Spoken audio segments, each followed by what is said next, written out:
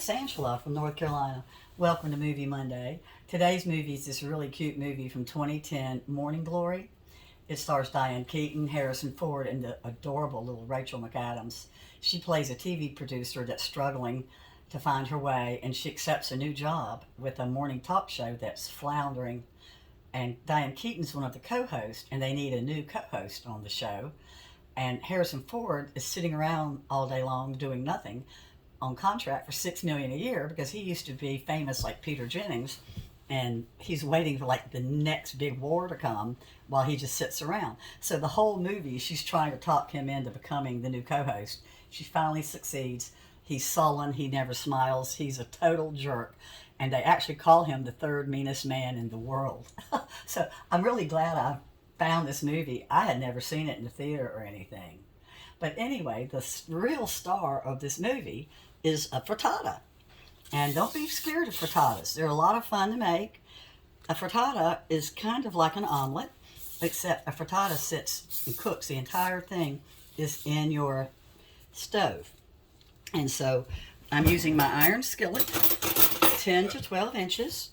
You don't want to use more than that unless you're doubling your recipe, because you want to be able to get a thick enough slice of your frittata to really be able to, get a good flavor going. So I'm buttering the sides of my iron skillet so it won't stick. And this is a recipe that you make your own. I like things that you can switch up.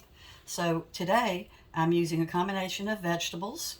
I've used a total of 2 cups when you use the proportions that most frittatas call for, which is 7 eggs. And if you're going to use more vegetables, more filling, you'll add more egg. You'll just kind of play it by ear.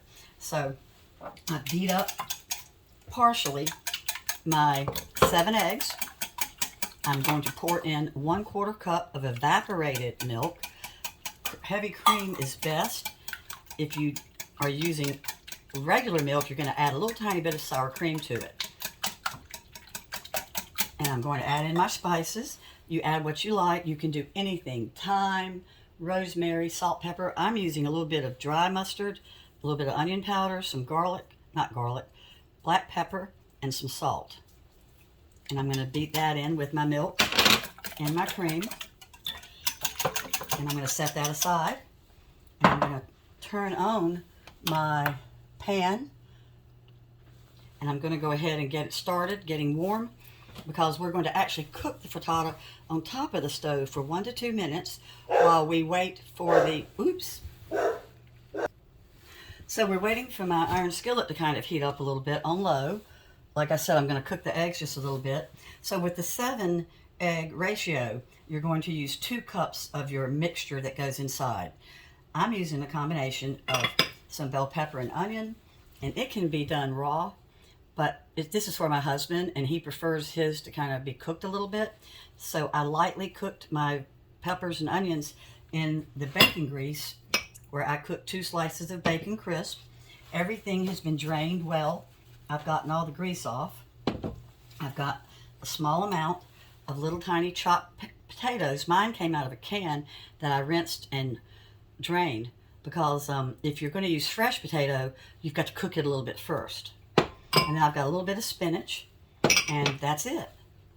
So let's turn this up a little bit, and we're going to go ahead and put our vegetables in. We're going to mix the vegetables all together, because I'm going to put them across the pan kind of evenly distributed.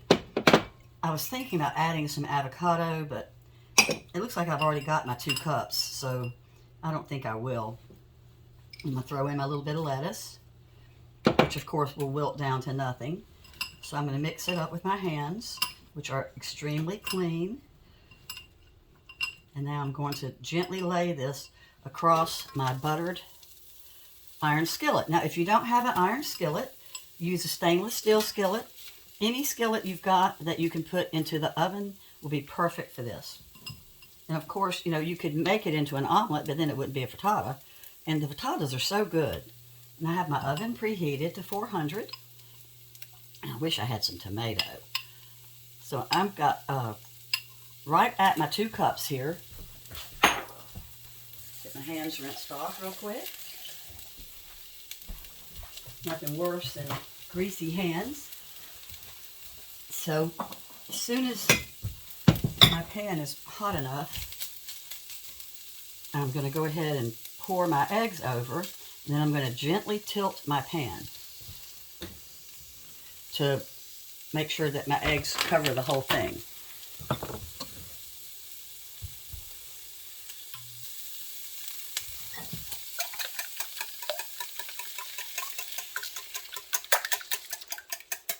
If you've never had a frittata or made a frittata, I really think you would like one if you're an egg lover.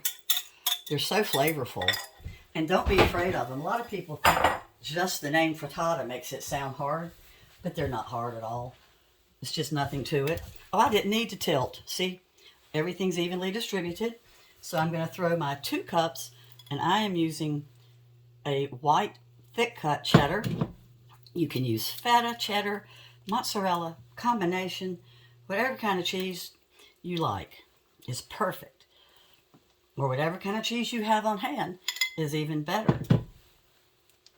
This little movie did really good when it was released in 2010, but they never could figure out why it tanked in the reruns, or whatever you call it, you know, when it starts streaming.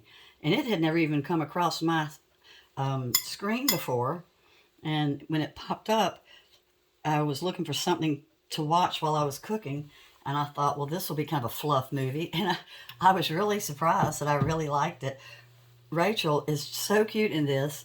She truly is just so energetic. She's almost aggravating to everybody in the movie, but they love her, you can tell. So this is going to sit, and it's going to sit here just long enough so that we'll see the egg just gently starting to set.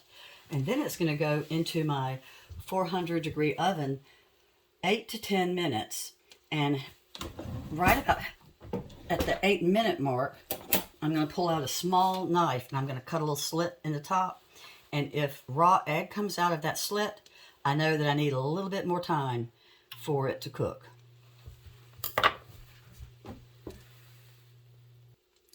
When you're putting in your egg, if you had lots of spinach and it's sticking up, you would use your spatula and you would pat it down.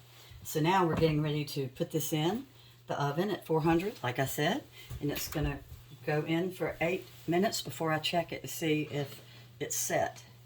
So here we go. And I'm putting it in the center of the stove, if I can get it down there. Okay, there we are. Let me set my timer. I can't wait for you to see it. 8 minutes.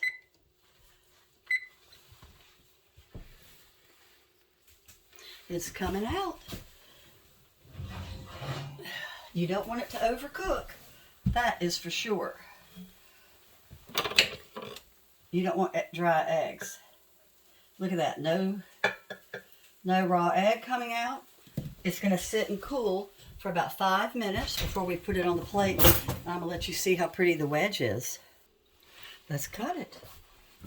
First, I'm going to gently lift it from the side, make sure it's not stuck. See how pretty it's coming apart. Now, if you have to use stainless steel, you're going to use a little bit more oil, not butter, because it will stick with stainless steel where it does not stick with cast iron. Oops, am I raw in the middle? But no, I'm not. All right, so let's get this out of here. Let me see if I cut it good enough. This keeps for 4 days in an airtight container, and it freezes well. So if you have leftovers and you would like to use them later, like for company or down the road,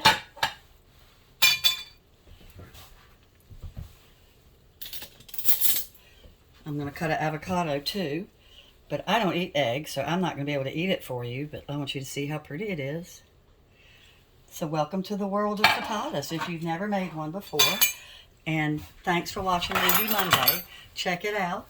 And listen, if you ever have a food that you'd like me to cook from one of your favorite movies, or a favorite star that talked about a food they like, or a TV show, leave me a comment. Bye-bye.